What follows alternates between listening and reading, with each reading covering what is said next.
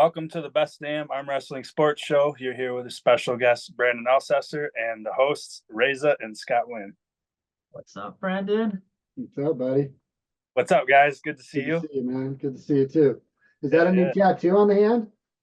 No, I've had this for, I don't know, a few years. That's pretty cool. I like it. Wrestling, in case you can't tell. Nice. Upside down, looks like a bird. Wow, that's pretty cool. It does.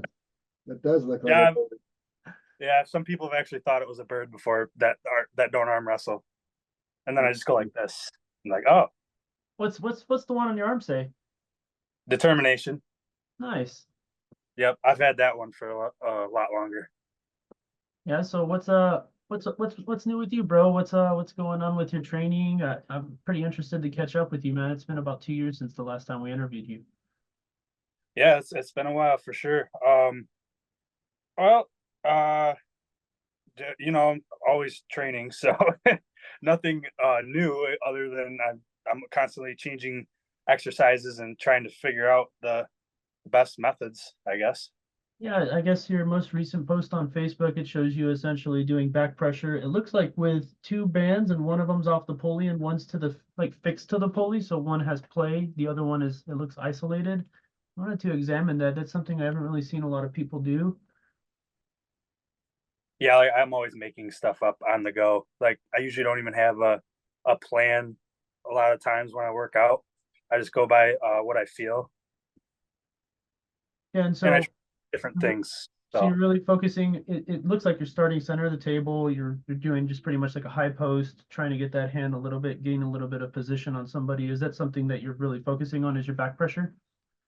Yeah, and when I arm wrestle, I tend to drop my body a lot of times and post my forearm up. If you watch a lot of my super matches, you notice that I do that height as you climb, essentially. Yeah. Like I climb with like my body, not just like regripping and stuff like that. Like I use my whole body kind of and like rise my knuckles towards the ceiling. So I feel like when I do exercises on the table like that, it transfers to a match for my style. Now, are you more of like outside of the ear kind of back pressure, index knuckle under chin back pressure, or opposite shoulder kind of back pressure that you focus on mostly? I wouldn't say I'm not outside of the ear. I'm more like inside because I try to get my shoulder behind it as much as possible, and I'm not knuckles to the chin either because I don't. My arms are too big. You're more typically when you're going more to the opposite shoulder, it's more pec engagement. So it sounds like you're really incorporating that shoulder as you come up high with the pec, essentially. You're spot on with that. I definitely use my pec and my shoulder a lot. The way that I top roll or hook, and also obviously a lot of brachiosaurus with the back pressure. Of course. And then another video I was looking at, which is a little bit older, it's not so old, but it essentially, I believe it's you doing some rising with bicep. And let's check this one out real quick. This one's pretty good. I've been seeing a lot of people utilize this workout lately. Devon kind of made it a little famous here. But what I see is you're engaging full repetition, not full extension, obviously, but versus a lot of the guys, they're kind of just get it off the ground. You're actually repping it. And you're really focused on this full extension. How do you feel that that's been beneficial for you? Is it building your strength or? Again, I wouldn't say necessarily that it's better to do full repetition or static holds off the ground. I just like to do different things because I think if you do the same thing all the time, you're going to hit plateaus more often. And I'm trying to constantly. Muscle confusion. Yeah. So, and I also think it's kind of badass if you can rep full range of motion, what a lot of people max out on. We were interviewing Plamen Dimitrov, and he had a very interesting perspective. Typically, a lot of guys nowadays, they're doing this really short movements, and Plamen's like, I think it's not good to do short movements. He's like, for wrist flexion, he actually trains from here all the way forward, full range of motion. Same with arms, tries to do full range of motion. And it's interesting to see the contrast of athletes. Some guys, they like that full range. A lot of guys are kind of implementing Devon's technique where he really just focuses on getting the weight off the ground. And that's I think it's way more beneficial to extend your arm out because obviously if you ever got in that position, you want the strength to be able to overcome and regain your position. So I think opening up and using full range, for me, it's better. It's the same thing like doing a pull-up. You're not going to do a pull-up and do little short, little sticks of pull-ups. You're going to do full range. That way you're working your whole entire muscles, your tendons, all of that's getting the full, range of workout that way. Yeah, and also I kind of think if you only do like really tight static movements all the time, I think it leads to injuries and just more complications down the road if that's all you do. I mean, at least you should incorporate full range of motion, even if you're going to specialize in static movements. But I still think it's good to incorporate full range. And same versa too. I don't like to just do full range of motion stuff either.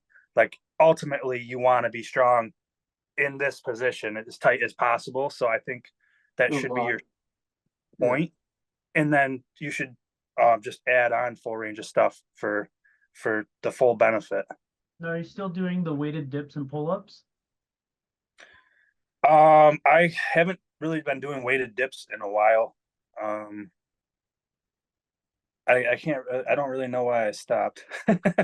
There's a lot of things that I used to do. Like I used to do weighted one arm push-ups and stuff like that, and I haven't done those in so many years. And you're still doing the pull-ups, right? Yeah, I haven't been doing a lot of weighted pull-ups recently. I kind of just started doing regular pull-ups again. Have you gone up in weight, or? I stopped doing weighted dips after I pulled Samusha at East versus West, because I was at like a huge peak for my weighted pull-ups, like doing crazy numbers, and then I had the match with him, and I looked back and I don't think they helped me as much as, like, I think I should have focused on other areas and not just those. I'm not saying bad. What were you moving with your weighted pull-ups plus body weight, if you don't mind me asking? At your max, at like the peak of your ability, what do you think the max was you were adding to your body weight? Like 245s, 345s? Like 6 plates were light. Like I was repping those out like crazy. 645-pound plates. I don't remember how many reps I was doing, but my goal was to do 300 pounds added weight, which I never had enough time to get up to that weight before my match. But I did do, I think, over 280 before that. But I don't know how many 45-pound plates that is on the top of my head. 4 is 180 plus another. So 180. 6 is 270.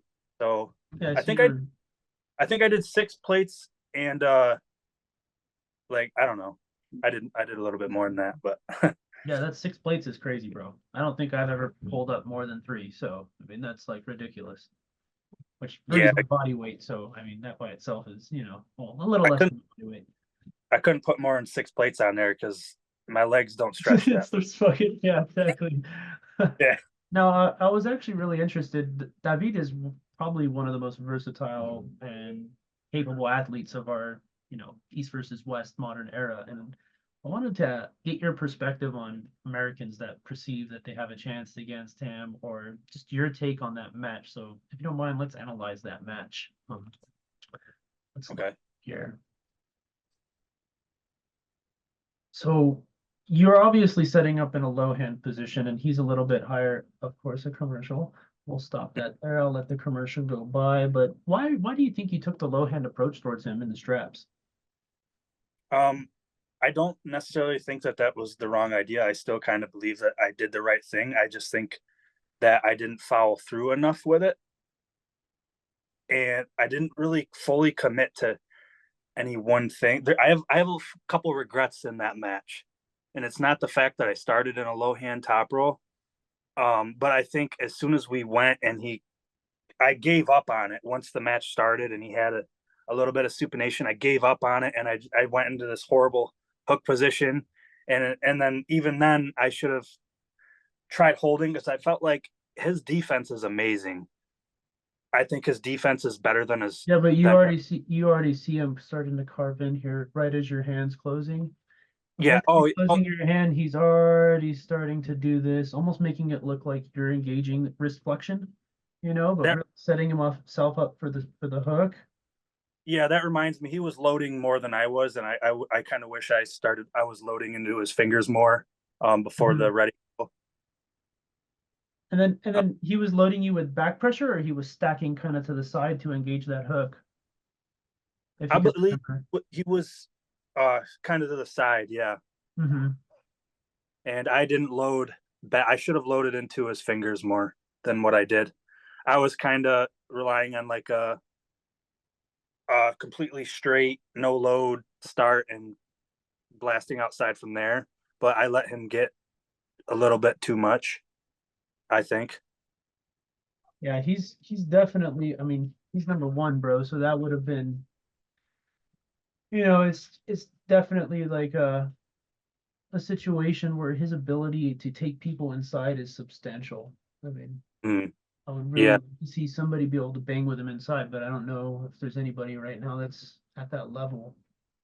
I think I have been able to hold him off a little side if I would have just tried staying tight and not going for a pin. Like I was just going for a pin and just wildly like Matt Mask and just opening myself up every single time.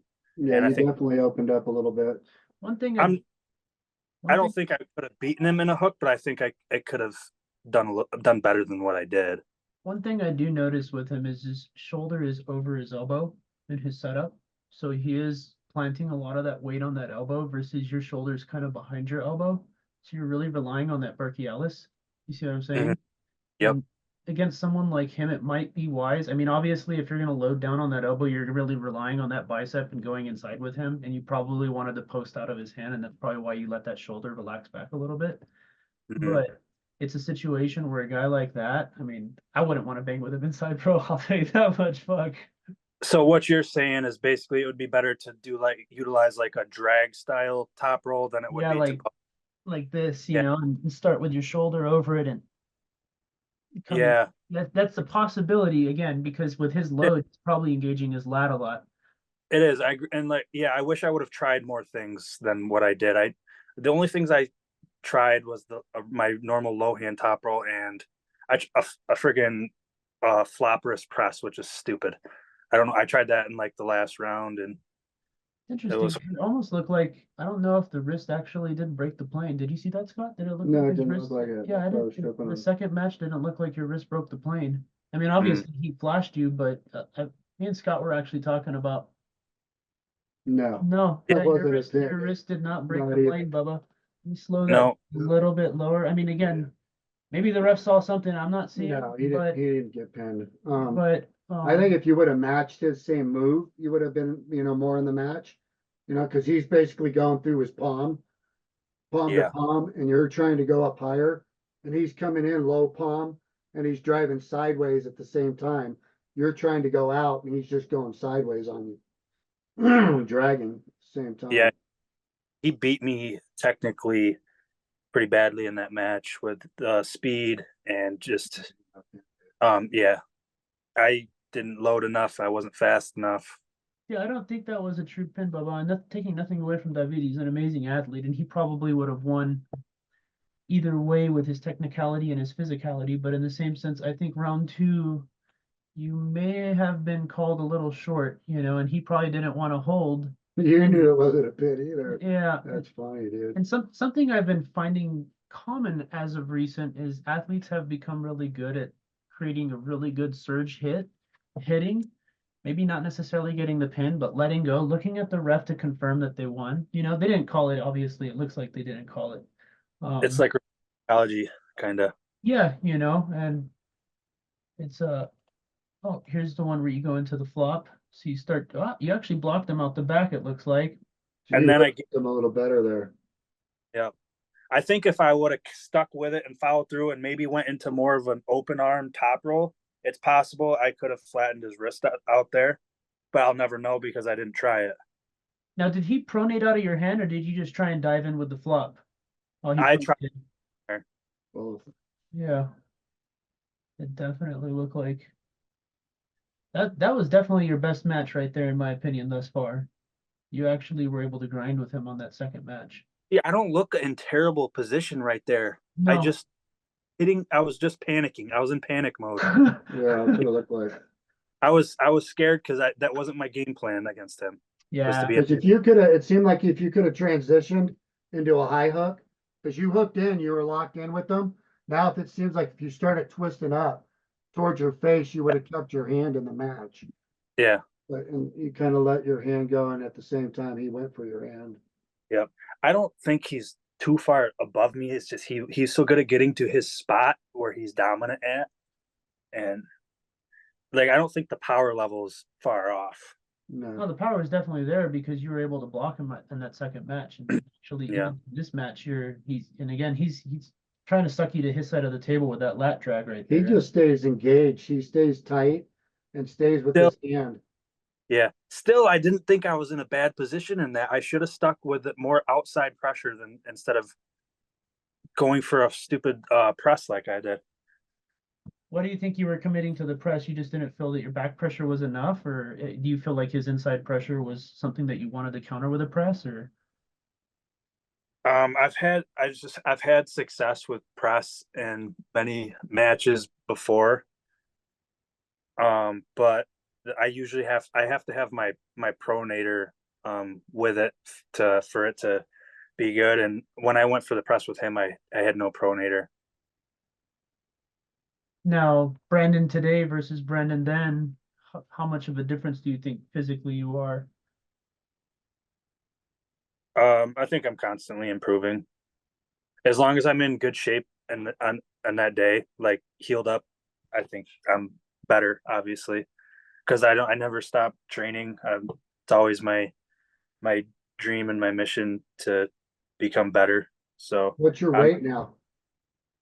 I'm down to I was for when I faced Stoyan last at East versus West, I was I was heavy. I got up over 230, and now I'm yesterday morning I was 208.8 Yeah, pounds. Are you cutting for a reason, or are you trying to cut to a lower class to be at that 198 class, or? I never I was eight so I when I pulled the East versus West both times, the first time was 85 kg, and then it was supposed to be 105 for Arson, but then it got switched to 95 or something like that for Stoyan. But I think my peak performance is anywhere between 90 kg to 209 pounds, whatever that is. But so I want to be able to compete in those classes and be in my best form next time. I don't want to Looking at like 90 to 96 kg essentially is your I don't want range. guys that are bigger frames than me, and I don't want to have to cut so low where it's detrimental to my health and my gains or whatever. You just Yeah, yeah definitely. Overcutting can definitely impact your ability to recover as quick and put on the gains afterwards. And drying out your muscles can cause tears as well. yeah, and being super far away like in Turkey. How do you feel? Interesting question. How do you feel about traveling versus like, here's a good example. This East versus West 14, they're all coming to Orlando. And typically it's been Americans going to Europe competing against them. And how do you think that the Europeans will fare against the Americans now that they're the ones making the transition? I think they're definitely going to be at more of a disadvantage than what they think. I think it's very stressful going to a foreign country to compete. Maybe not for vacation, but to compete, it's very stressful. You just want everything to be easy, and it like everything's different. The food's different there. The time zone's completely different, and whatever you have, 4 days, 5 days To adjust. No, to adjust there, I don't think it's really enough. that's what I've been saying for years, Bubba. By the last day, I'm like finally kind of adjusted to it, but I haven't had time to settle into that, and I still think it's not as good. And the food's different. I don't know if I said that already, but yeah, not bad. I'm just No, it's not not bad. It's just different. Yeah. When I went to Turkey, it was the same thing. I Yeah. lost weight. Like I weighed in, I was lighter than when I got there and didn't have to cut. It just because I wasn't eating and the food that they had there was somewhat healthy, I guess. They don't have a lot of junk food there, so I'm used to eating junk food. Right. I think the hardest thing for me was the eating schedule. adjusting your eating schedule to different times is always been a complication for me when I travel, because I'll wake up and it's like when I'd be eating breakfast, I'm eating dinner back home, and now I'm eating a dinner versus eating a breakfast, and it's like that messed me up the most. My stomach was always fucked up when I traveled. Right. Yeah, and I don't know if the Europeans are going to be as good as adapting to that new change in time zone as we are, because I feel like when they compete, all the European countries are like close together. They don't travel far, and they like hardly ever come to America to compete. So most of them aren't going to be used to that, and I think it might affect them worse than it. You also pulled Robbie Russell. How did that match go for you? Yeah, that was a little over a year ago, maybe. Yeah, it was a little over a year ago. Yeah, that was a fun match. Sorry, Roby. Yeah, you feel that he was have you pulled him prior to pulling him that time, or? No, that was the only time I've ever pulled him. I felt great that day, man, and that was after coming off the loss to Devon too, who had a very similar feel in the setup to Roby. So honestly, I was kind of expecting that. With Devon, he got a good wrap around my hand, and it kind of scared me and made me panic. And I was like, and ever since then, I'm like, next time this happens, I'm gonna follow through with my move and not be so scared of that. And then Roby kind of I'm not gonna lie, he got a decent wrap around my hand, and I just committed, and it worked. I mean, Roby's very strong. He might not be as fast as Devon, but I was fast enough to pin him. You were flashing him, Bubba. I mean, but on my win in the straps, I don't think I flashed him. I think I just pulled backwards and I controlled his hand, and then I pinned him that way. Let's see the strap match here. Right about there. There's an elbow foul that occurs. Let me get you guys going again. You guys doing a bouncer? What's that? How much you guys weighing here? 200, 205? It was either 205 or 209, I think. It wasn't more than 209.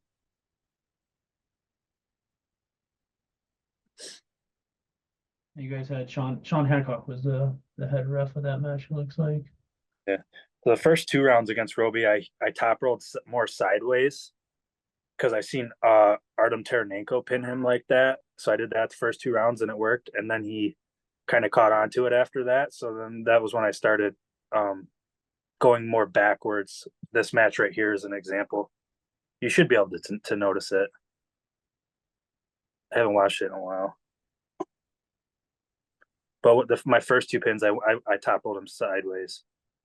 This time I just like kind of post back. Let's get this last match here. It's going to be about there.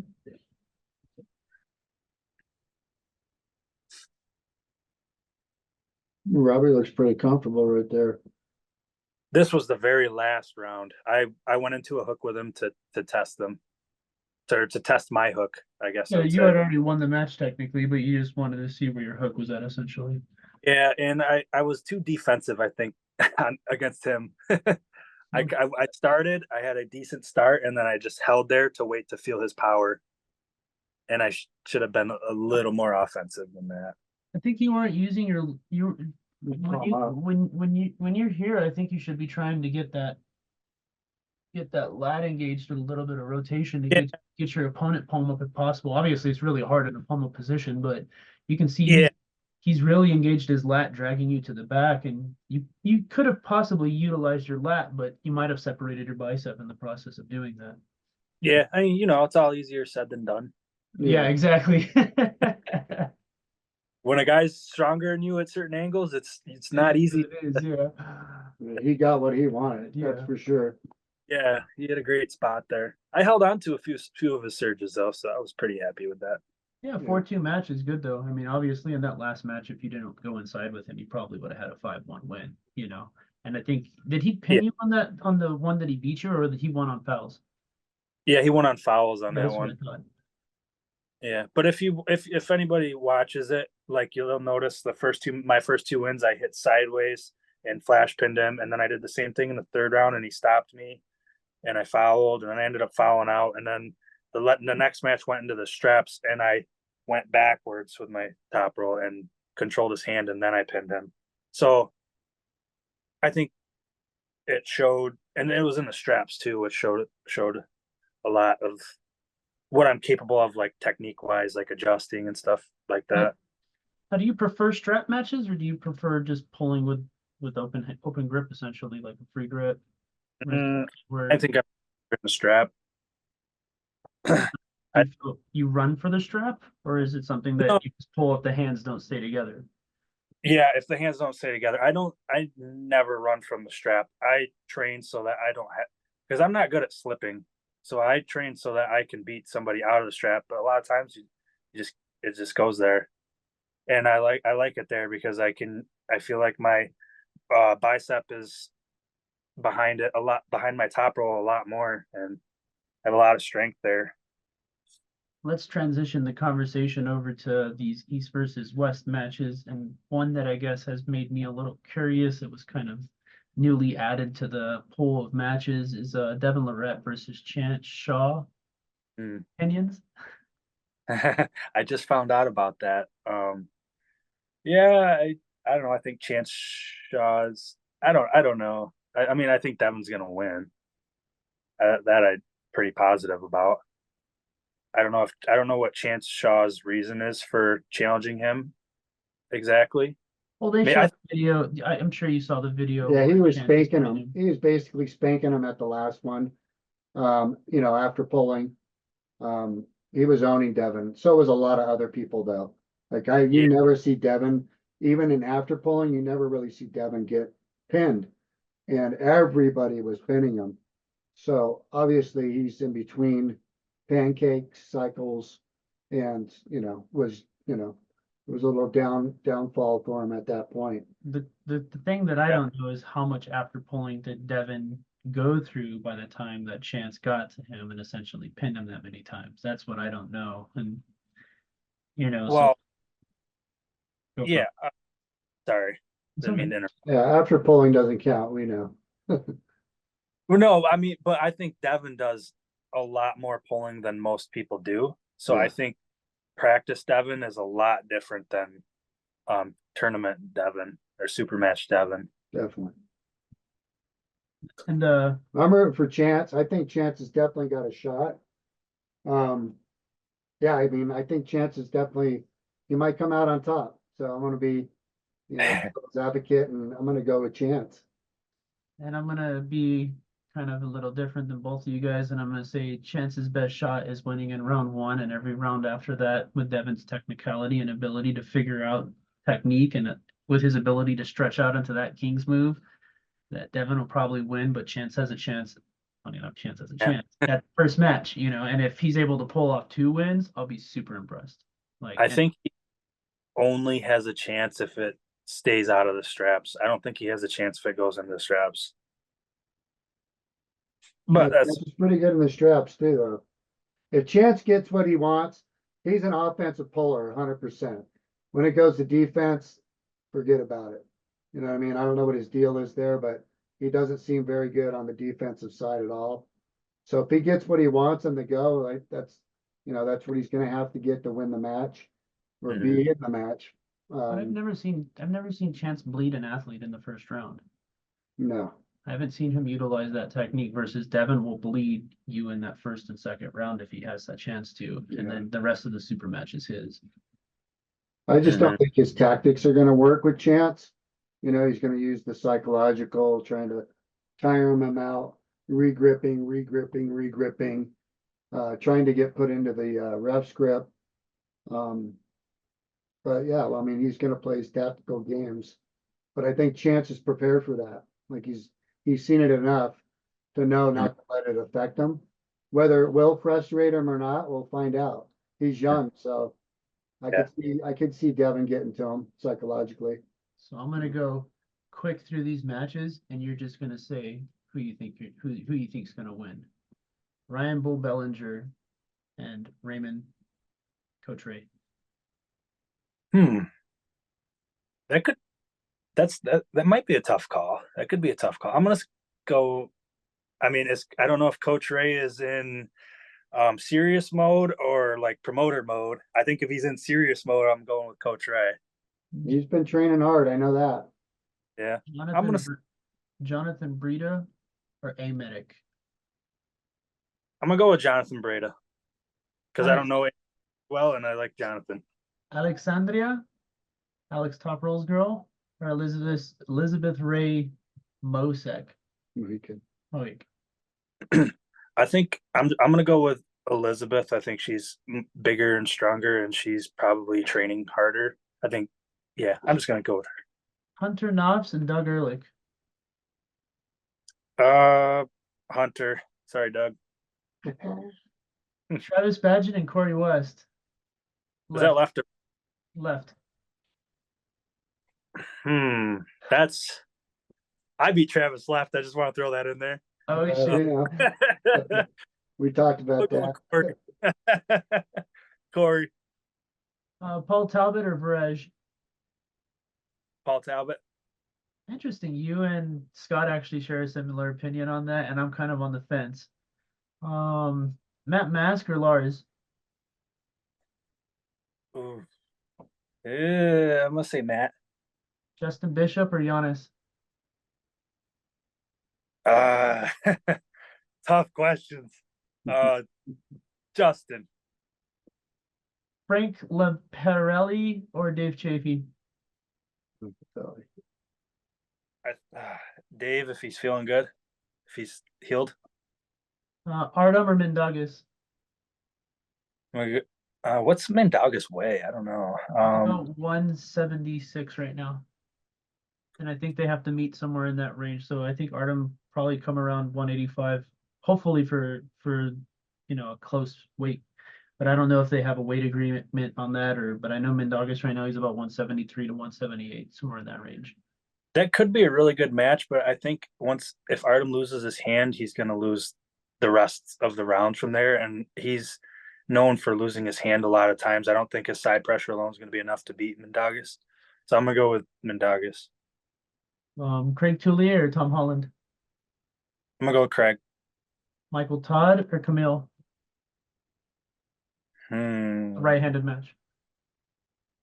I'm gonna go with Michael Todd. I mean, he's held off Jerry Caderet for 20 something minutes before, so. Paul Lynn or Rustam Babayev? My boy Paul. Todd Hutchins or Prudnik? Prudnik beat him pretty badly last time, but Prudnik's on a 2-loss streak, and Todd's on a pretty good streak, so that'll be an interesting one. Opinion? Todd usually loses to someone twice. I'm gonna pick Todd this time. I'm not putting any money on it.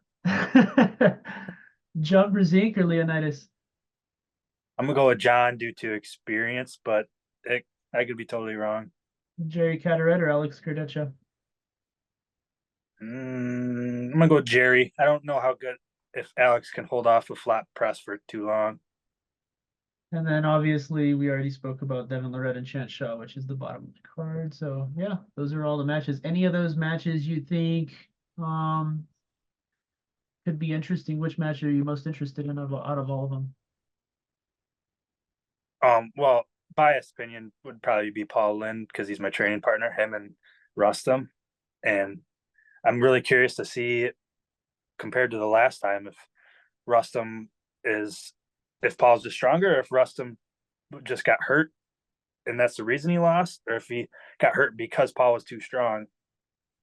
It's very possible. But Rustam at 100% is a fucking train, bro. Like, Paul's really strong, but yeah, I would really like to see a healthy Rustam come in with no excuses either way. You know what I mean? Last time he potentially was injured, but this time I'm just hoping he's 100% so we can see these guys bang and there's no well, it was this or that, or I agree. That match will be really good. The one I'm most interested in, funny enough, is it's actually Varej and Paul Talbot. That's a good one. I'm really interested in it too. And then I'm also interested in Hunter versus Doug because Doug comes in and out, and when he comes in, sometimes he's a fucking beast, and sometimes he's not 100%, you know. And then Hunter's been doing some crazy shit as late, you know, just smashing fools with that inside pressure. So should be Yeah, interesting to see how that plays out. I'm excited to see that match too. Those guys are gonna be high energy for that match. It's gonna be really intense. And yeah, I agree. Doug could just come in like a freaking beast. You never know. And what about you? What's your plans for the next year? Are you considering any super matches? Anybody in particular you want to pull? Right now, I don't have anything lined up at the moment because I've dealt with a couple injuries or slight injuries since the last East versus West. My elbow's kind of banged up after pulling Stoyan. Felt a couple pops during the first round, Oh, and shit. then yeah, I couldn't wipe my ass the next day. But I mean, that happens a lot to arm wrestlers. I know, and it's not always. It doesn't always mean that it's an injury. Yeah. And Double started. pop, triple pop, or single pop in the elbow? I think it was 2 pops, You'll come. and You should be able to make your way back. it was pretty sore for a while. And then I started feeling good, and then I had a super match for Mac, new promotion, Ian Carnegie, and I pulled Alan Ford, and it held up pretty good. And I beat him, and I felt great. And then ever since that day, it's felt like shit every single practice that I've been to, up until very recently. But then I also got some kind of like thumb injury on like the backside, like down here somewhere. That's And one I've never heard of. I, yeah, I think there Did was a you go name. into a top roll and end up rotating with somebody and they twisted your thumb? Or because sometimes you get in those thumb battles when you go sideways and they can really fuck up your thumb. You think that's It's what hard caused it? Or? to say what actually caused it. It could be from training with like thick handles and stuff like that. Because I've always noticed throughout the years that if I overtrain with thick handles too much, my thumb would start hurting.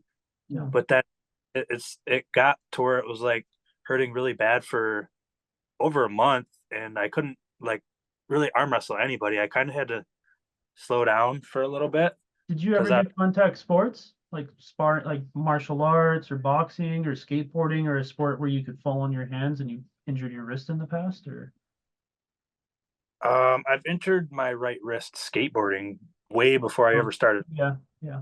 It's crazy because you don't think about it, but like I did martial arts for a lot of years and my right collarbone was broken when I was really young doing an Ishinru karate tournament. Mm, And my left has always just been better. And mm.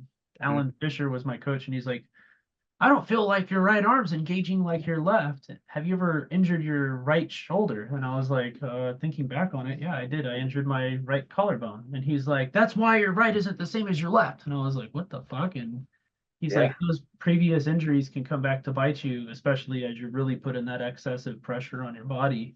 And it's that's possible that, you know, that wrist injury, it could have been somewhere in this portion of your hand, which would connect into your thumb and cause that same pain. But he's got, interesting.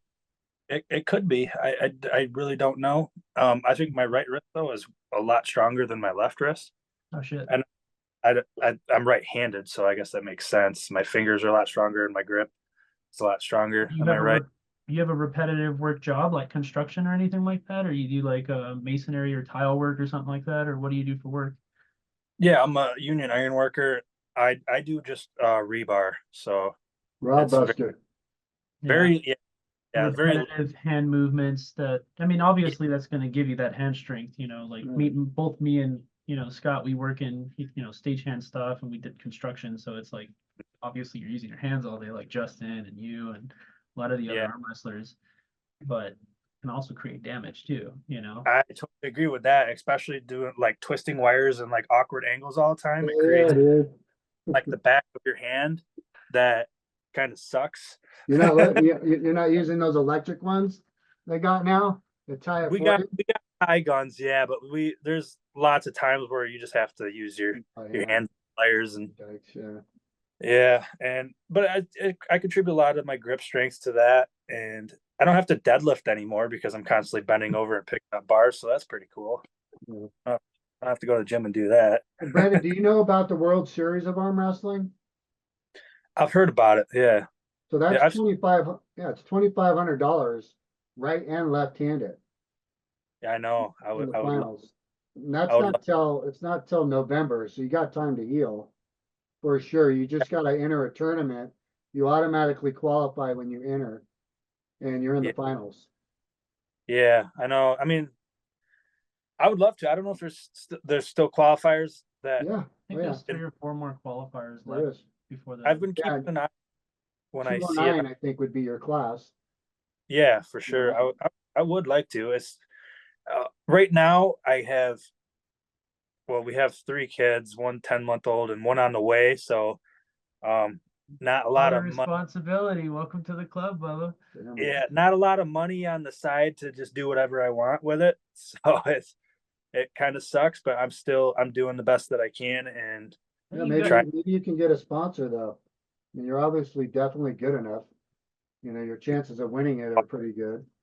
it's just hard. I'm not a very marketable athlete. I don't think. I just kind of like post my workout videos and Hey, everyone that's watching this, get over to Brandon's YouTube channel and subscribe. He's very humble. He's not gonna post it. He's not gonna blow it up. But that's the kind of guy that I like to promote, is somebody who has humility, who utilizes a humble nature, and I respect that about you, Brandon. So keep that up, Bubba. And One more question for you. Do you have a favorite puller, a favorite arm wrestler that you like, or, you know, you'd like to watch, entertains you the most, has the most technique? I would say my favorite type of puller is like any of like the great ones, any of the greats really, but like that are very technical and strong everywhere. They seem to be able to get wins on anybody. And so I don't have a favorite puller. I have a favorite type of puller, I guess.